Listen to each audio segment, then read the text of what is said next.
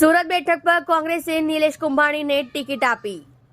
અગાઉ 2 વાર કોર્પોરેશન અને 1 વાર વિધાનસભાની ચૂંટણી લડી ચૂક્યા છે.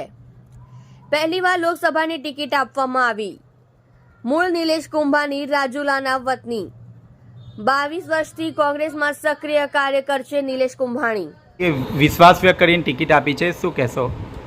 તો અમારા મલ્લિકાર્જુન ખડગે સાહેબ, સોનિયા ગાંધી, રાહુલ ગાંધી, શક્તિસિંહ ગોહિલ, અમિતભાઈ ચાવડા, ભરતભાઈ સોલંકી, પરેશભાઈ દાનાણી, પ્રતાપભાઈ દુધાતનો પહેલાં તો ખૂબ ખૂબ આભાર માને કે ઇન્ડિયા ગઠબંધનની ટિકિટ 24 લોકસભાની મને ફાળવવામાં આવી.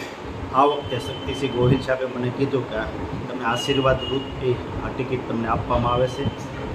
ઇન્ડિયા ગઠબંધનની ટિકિટ આપવાથી ગોપાલભાઈ ઇટાલીએ પણ મને કીધું મારી શુભકામના તમારી સાથે છે, અમે અમારી પાર્ટી તમને પૂરો સાથ સહકાર આપવા માટે તૈયાર છે.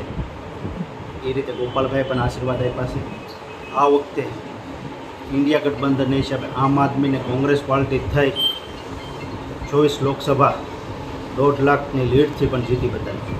કયા મુદ્દાઓ હશે આ વખતે? આ વિસ્તારમાં ઘણા મુદ્દાઓ છે. બેરોજગારી છે, મોંઘવારી છે, રત્ન કલાકારોના મુદ્દા છે, ખેડૂતોના મુદ્દા છે.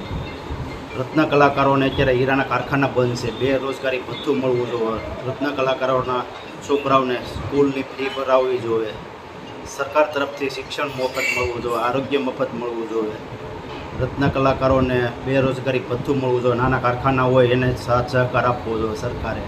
એવા અનેક મુદ્દાઓ છે. રત્ન કલાકારોના કામ નથી કરતા, મોટા મોટા હીરાના પેઢીઓ હોય એને સરકાર બધું લાભ આપે છે, પણ નાના કારખાના કે નાના રત્ન કલાકારો હોય કે હીરા બજારના નાના વેપારીઓને કોઈ સાથ સહકાર આપતો નથી. કેટલી લીડથી જીતશો?